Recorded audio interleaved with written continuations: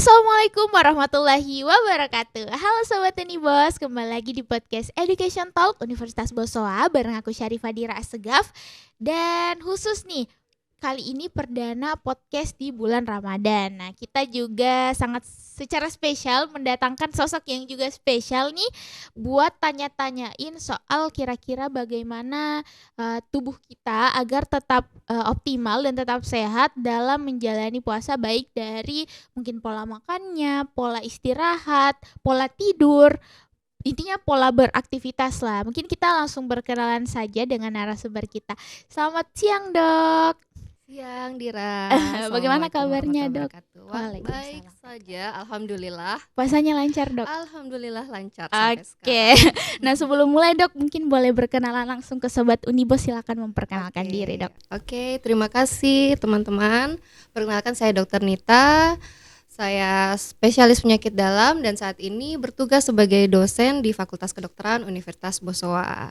Oke, terima kasih, Dok. Nah, mungkin Sobat Unibos ini mungkin kan nggak semuanya nih paham, Dok, soal spesialis dalam dunia kedokteran.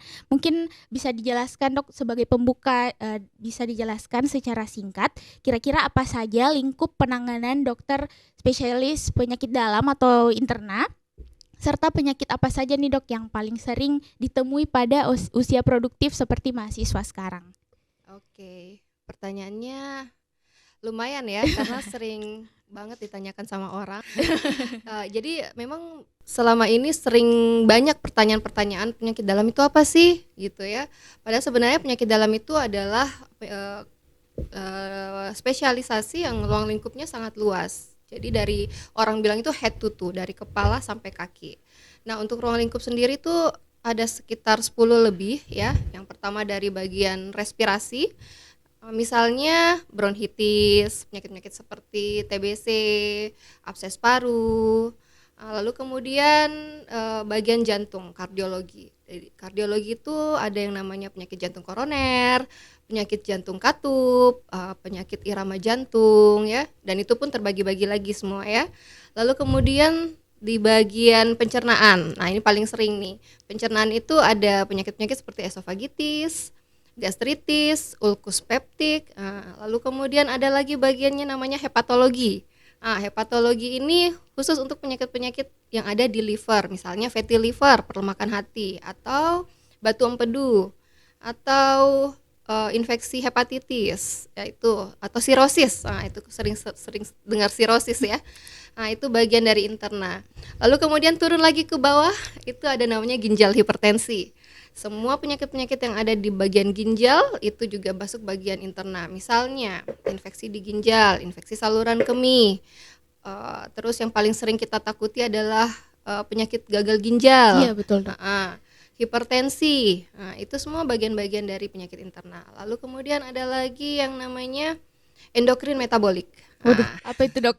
Endokrin metabolik itu lebih ke penyakit-penyakit diabetes atau hormon tiroid, gondok, nah seperti itu, atau gagal tumbuh atau tumbuh kembangnya berkurang, itu masuk di endokrin metabolik. Selanjutnya ada lagi yang namanya reumatologi. Reumatologi itu seperti radang pada persendian. Sampai sini masih kuat ini mendengar? Masih, Dok. Saking banyak. Okay.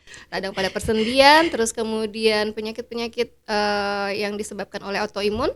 Nah, ada lagi tersendiri alergi imunologi, itu bagiannya. Itu juga penyakit-penyakit yang disebabkan oleh aktivitas imun kita yang berlebihan. Nah, selanjutnya untuk Gen Z ya, biasanya itu lebih ke penyakit-penyakit yang psikologi ya. Kita juga ada bagiannya di interna, di penyakit dalam. Lalu kemudian untuk pasien-pasien yang udah tua, itu namanya bagian geriatri. Jadi penanganan pasien-pasien penyakit dalam yang usianya sudah lansia itu tentu berbeda dengan yang masih muda, sehingga ada bagian khusus yang menangani orang-orang dengan penyakit di usia lanjut seperti itu. Ya, seperti itu. Sangat lumayan banyak ya, Dok. banyak. Jujur saya taunya kayak interna itu penyakit-penyakit yang biasanya aja dibicarakan sama seusia kami, kayak asam lambung, mah, dan lain-lain. Ternyata all rounder ya, Dok. All Termasuk satu lagi infeksi tropis. Jadi malaria, terus kemudian demam berdarah, tipes, cacingan itu semua masuk bagian internal. Wah, betul-betul Dari sangat luas. kepala sampai kaki. Betul. Oke dok, nah menjelang bulan puasa nih dok, apa saja kira-kira persiapan kesehatan yang sebaiknya dilakukan sejak awal supaya tubuh itu siap menjalani pola makan dan pola tidur. Apalagi kan kalau biasanya nih pada umumnya 3 kali sehari dok makannya. Sekarang sisa sahur dan berbuka puasa, which is di subuh hari dan maghrib aja dok. Gimana kira-kira dok? Oke. Jadi untuk persiapan bulan Ramadan ya, sebenarnya tubuh kita itu udah punya persiapan tersendiri. Jadi ini secara umum dulu ya. Ketika kita makan, nutrisi kan masuk ke dalam tubuh. Nah, nutrisi ini digunakan oleh otak, jantung, termasuk otot, tulang untuk beraktivitas. Nah, ketika kita makan yang berlebih, nutrisinya pasti berlebih, sehingga tubuh itu menyimpan cadangan nutrisi yang berlebih dalam bentuk lemak. Nah, setiap kita ini punya cadangan berlebih semuanya, punya lemak, sehingga kalau dibilang persiapan, tubuh itu sudah mempersiapkan di 11 bulan sebelumnya sebenarnya ya. Nah, lalu kemudian mungkin persiapan yang dimaksud itu lebih ke aktivitas dan disiplinnya kita ya. Nah, jadi kalau kita bulan Ramadan itu kan otomatis bangun lebih pagi ya untuk betul, sahur. Dimana sahur itu sangat penting. Sehingga kalau kita sering bangunnya jam 7, jam 8, mungkin 1-2 minggu sebelum bulan Ramadan kita sudah membiasakan diri untuk bangun lebih pagi ya, karena masalah di mahasiswa hampir semua orang juga ya, masalahnya itu adalah bangun sahurnya. Betul dok, apalagi sekarang masih era liburan nih awal-awal puasanya. Ya, jadi lebih susah untuk bangun, jadi itu dibiasakan. Terus kalau untuk makan sendiri, untuk makan sebenarnya tidak ada yang terlalu spesifik untuk kita persiapkan ya. Jadi lebih ke mungkin kalau selama ini sering cemilan, pada saat bulan puasa cemilan mungkin bukan cuma di saat buka puasa aja ya, bahkan setelah tarawih pun banyak orang yang masih makan ya. Iya betul dok. Jadi tidak ada persiapan khusus karena tubuh kita sudah membuat persiapan tersendiri. Oke, jadi lebih ke aktivitasnya ya dok. Ya. Oke, karena setiap manusia sudah memiliki lemak tersendiri. Ya, sudah punya cadangan tersendiri. Makanya kalau misalnya kita tidak makan karena berpuasa ya, karena kan puasa juga ada puasa untuk periksa laboratorium. Oh iya dok. Dalam hal ini kita puasa Ramadan ya, tidak makan dari terbitnya matahari sampai terbenam matahari. Nah, tapi kan kita tetap aktivitas nih, ya aktivitas tetap jalan terus. Kenapa kok bisa? Karena ada cadangan dari makanan itu. Gitu. Oke, baik dok. Nah, banyak nih dok mahasiswa yang punya pola hidup yang bisa dibilang kurang teratur nih, seperti begadang, makan terlambat, atau konsumsi kafein tinggi, entah disebabkan oleh masalah akademiknya maupun di luar akademik dok. Nah, dari sudut pandang penyakit dalam dok, apa kira-kira dampak jangka panjang dari kebiasaan tersebut supaya sobat-sobat Unibos yang sedang menonton itu bisa tersadar dok untuk mengurangi segala kebiasaan-kebiasaan yang melenceng dok? Mengurangi nongkrongnya maksudnya. Oke, jadi kalau kita sebagai mahasiswa, tugas kita adalah belajar tentu ya. Di luar itu kan banyak aktivitas lain. Betul. Nah, tentu kita butuh penyegaran. Itu tidak bisa dipungkiri. Mahasiswa zaman sekarang itu meskipun habis kuliah ada aktivitas lagi, organisasi. Nah, itu kan jadinya pusing ya dengan itu semua. Saya sih setuju aja dengan mahasiswa yang nongkrong tapi berfaedah ya. Work life balance dok. Ya, gitu, karena itu penting juga. Hanya saja dalam konteks lagi ngumpul mungkin makannya dijaga. Kalau udah ada gorengan jangan ditambah gorengan yang kedua, jangan ditambah gorengan ketiga. Balancekan misalnya dengan buah-buahan ya. Lalu kemudian untuk konsumsi kafein. Kafein itu ada maksimal. Jadi tidak boleh lebih dari 400 mg per hari ya, sekitar 4 atau 5 gelas cangkir. Jadi kalau terlalu berlebih itu ketika kita stop ada yang namanya withdrawal. Jadi kita jadi kayak semacam ketergantungan yang tadinya terbiasa dengan efek dari kafein yang menenangkan, lalu kemudian menyegarkan ya, ketika nanti berpuasa tidak minum kopi, efek kafeinnya nggak ada, justru malah cenderung mengantuk dan semuanya. Nah itu Iya. semua yang harus dibiasakan sebelum masuk bulan Ramadan. Oke, jadi pola makannya juga sangat penting ya, Dok. Betul sekali. Apalagi ini mahasiswa-mahasiswa, apalagi yang mahasiswa akhir, pokoknya kopi harga mati nih. Supaya bisa lanjut kerja Yang skripsi penting sampai skripsinya tengah malam. selesai ya. Betul. Oke, nah terkait puasa nih Dok, pertanyaan yang paling sering muncul karena juga sering dialami oleh mahasiswa-mahasiswa sekarang itu asam lambung dan MAH Dok. Nah, secara medis kira-kira kapan kondisi tersebut masih aman untuk berpuasa dan kapan sebaliknya tidak dipaksakan lagi Dok? Kayak kondisinya sudah sampai mana, sampai yang kayak sudah Harus tidak lanjut usah. puasa Iya. atau harus buka puasa. Oke. Jadi kalau kita berpuasa, jadi saya ke normal tubuh dulu ya, normal tubuh. Jadi kita punya tubuh itu sangat disiplin. Ketika kita makan jam 7 pagi, jam 12 siang, lalu jam 7 malam, itu ada yang namanya hormon HCl, asam lambung ya. Dia akan keluar. Jadi ketika kita makan jam 7 pagi dia keluar. Kita makan jam 12 siang dia keluar. Jam 7 malam dia keluar. Nah, ketika kita tidak makan di jam-jam tersebut, si asam lambung ini tetap keluar gitu. Nah, itulah yang terjadi pada saat kita berpuasa. Kalau kita berpuasa, otomatis yang tadinya makan jam 7 pagi, jam 12 siang, itu kan kita nggak ada asupan makanan. Iya, Dok. Asam lambung tetap akan keluar. Tetapi dia tidak sebanyak kalau kita makan gitu. Nah, tubuh kita memiliki mekanisme pertahanan. Ada yang namanya mukosa lambung. Dia itu gunanya untuk mukosa itu gunanya untuk menstabilkan kita punya tubuh. Jadi ketika asam lambung keluar tapi tidak ada makanan, mukosa lah yang bekerja. Seperti itu. Nah, ketika kondisi mukosanya tidak terlalu bagus, entah itu ada penyebab, ada ulkus misalnya atau ada luka, maka asam lambung keluar itu bisa menyebabkan gejala yang berat seperti itu. Sehingga kalau merasa asam lambungnya naik pada saat puasa itu wajar-wajar saja ya, karena kan secara medis asam lambung pasti meningkat ya, karena nggak ada makanan. Tetapi ketika terjadi yang namanya mual muntah berlebihan, lalu kemudian buang air besar disertai darah atau hitam, berarti ada gejala-gejala yang harus segera ditangani. Atau sampai nyeri yang melilit, itu juga gejala-gejala yang harus kita hentikan puasa saat itu. Tidak bisa dibiarkan saja ya Dok. Nggak bisa. Kalau masih bisa ditahan, nggak masalah. Tapi kalau ada tanda-tanda yang mual muntah hebat, sebenarnya mual muntah pun itu sudah merupakan kondisi kita harus buka puasa. Iya, ya. Dok, sudah makruh puasanya. Jadi ya tetap harus buka puasa. Yang biar bagaimanapun intinya puasa itu bagi yang mampu. Secara kesehatan juga termasuk mampu, seperti itu. Oke Dok, nah kita kan tadi ngomongnya ini Dok soal bulan puasa. Nah saya sebenarnya penasaran, selain dari pola makan kan katanya penderita asam lambung juga itu bisa naik asam lambungnya kalau stres berlebihan. Itu apakah sama siklusnya dengan yang soal pola makan tadi atau berbeda Dok? Oh iya, kalau bicara masalah kesehatan itu kan kompleks ya. Termasuk dalam hal ini adalah asam lambung. Asam lambung itu dipengaruhi banyak hormon.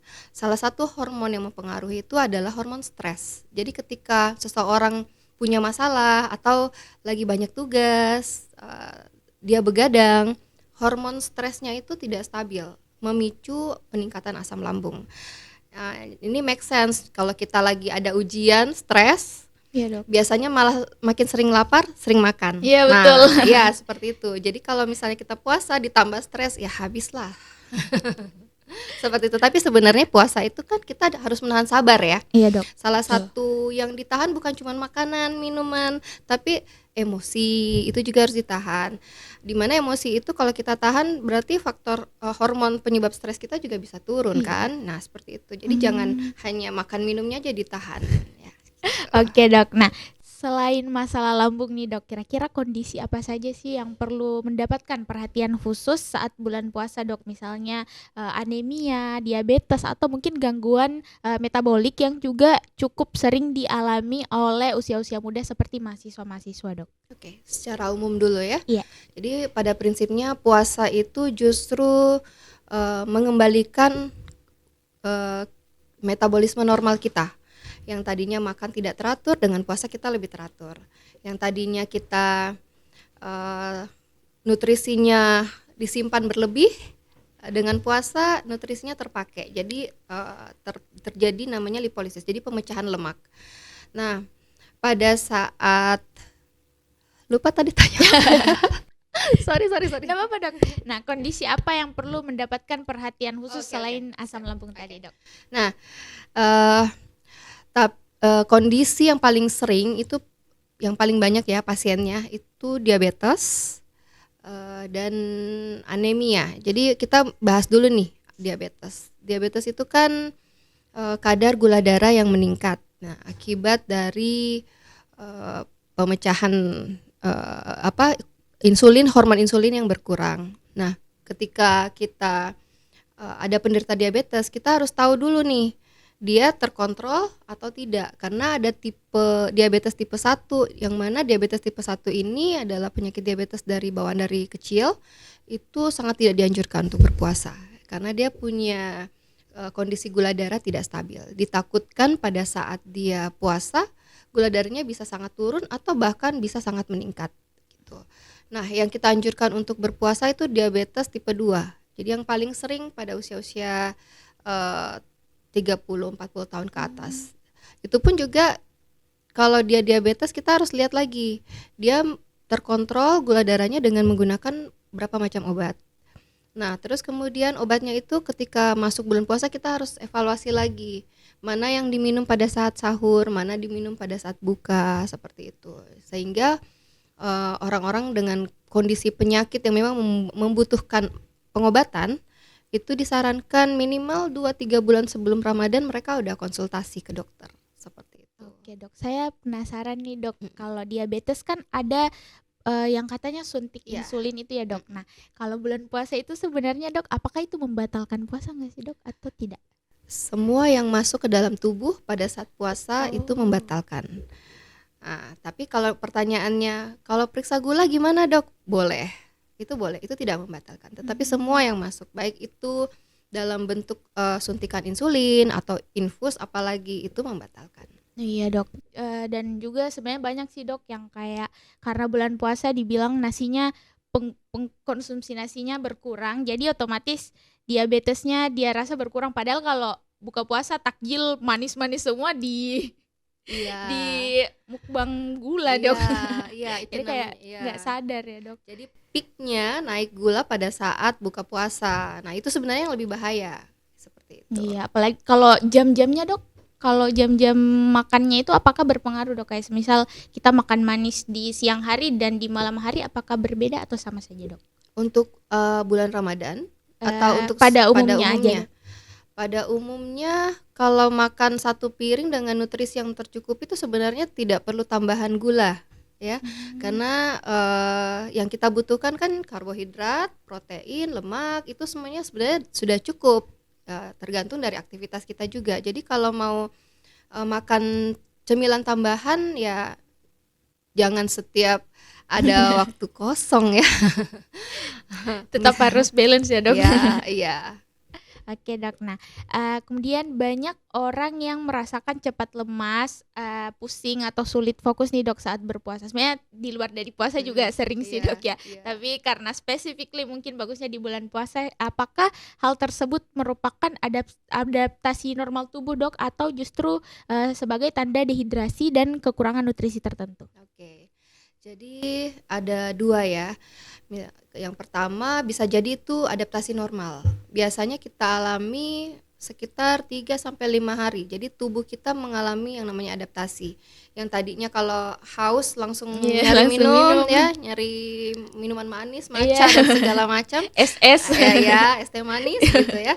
Nah, pada saat puasa kan kita nggak bisa lagi nih.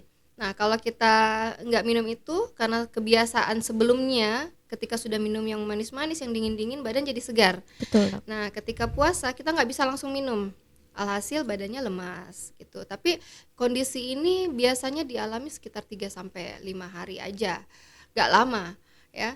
Nah, kapan dikatakan itu berbahaya? Kalau misalnya bukan cuma lemas, tapi bahkan sampai pingsan, atau misalnya keringat yang berlebihan sampai benar-benar nggak bisa ngapa-ngapain, atau misalnya tekanan darahnya turun. Nah, seperti itu. Jadi kondisi yang masih bisa ditahan kita anggap sebagai kondisi normal, tapi kondisi yang sudah tidak bisa ditahan berarti itu udah harus buka puasa. Oh iya dok, jadi memang di awal-awal Ramadan itu masih beradaptasi ya dok. Adaptasi. Takutnya nih ada mahasiswa yang kayak, aduh kayaknya dehidrasi kak, batal deh. Karena langsung kayak bilang, aduh ini adalah sebuah keharusan untuk Oh, membatalkan. Jadi kayak, enggak ya dok, tergantung orang. tergantung orangnya. Oke. Kan yang tahu diri kita Oh adalah iya, kita sendiri sistem ya. ketahanan masing-masing ya dok. Dengan catatan puasa itu tidak boleh memaksa ya. Kalau memang dirasa harus buka puasa silahkan, kan bisa diganti di hari Iya, berikutnya betul ya dok. gitu. Iya. Oke nih dok. Nah, bagi mahasiswa yang tetap harus menjalani kuliah padat di bulan puasa ini dok, terus juga ada mungkin praktikum-praktikum, terus ada kegiatan organisasi masing-masing. Nah, kira-kira nih dok, apa tips dari dokter untuk menjaga stamina, hidrasi, dan konsentrasi agar tetap optimal dan stabil dok untuk mahasiswa-mahasiswa? Oke. Prinsipnya itu makannya dengan nutrisi yang cukup. Yang kedua, istirahatnya harus cukup. Minimal 7 jam lah, 7 jam, 7 sampai 8 jam sehari itu sudah termasuk dengan tidur siang Oh, ya. Lalu kemudian hidrasi, banyak minum air putih, lebih banyak pada malam hari. Jadi kalau saya biasanya dua di pagi hari saat sahur, lalu kemudian 2 saat berbuka puasa, 2 gelas ya. iya dok. Lalu kemudian 4 saat sebelum tidur. Oh ya, jadi Seperti tetap itu. 8 gelas setiap Ya, hari. hidrasi harus kuat, bagus. Nah, selanjutnya aktivitas yang berat mungkin dikurangi dulu seperti itu. Yang tadinya suka panas-panasan, ya janganlah kalau puasa panas-panasan gitu ya. Seperti itu. Jadi fokus di aktivitas yang memang penting. Seperti itu, karena biar bagaimanapun bulan Ramadan itu adalah bulan dimana kita harus beribadah. Jadi Betul. jangan sampai kita lebih fokus untuk nggak lapar, nggak stres, nggak keringat dingin. Tapi pada saat setelah semuanya bagus, kita lupa bahwa kita juga punya kewajiban untuk mengaji dan Betul, Dok. semuanya seperti itu. Oke, kalau vitamin dok, kira-kira vitamin apa saja nih yang kira-kira bisa membantu lebih semangat, lebih pokoknya diminum biasa kalau sahur dok? Mungkin ada saran dari dokter? Sebenarnya dari makanan kita itu udah tercukupi sih, dengan kita makan apel, jeruk itu semua Oh, sudah memperbanyak mengandung, buah-buahan juga ya dok?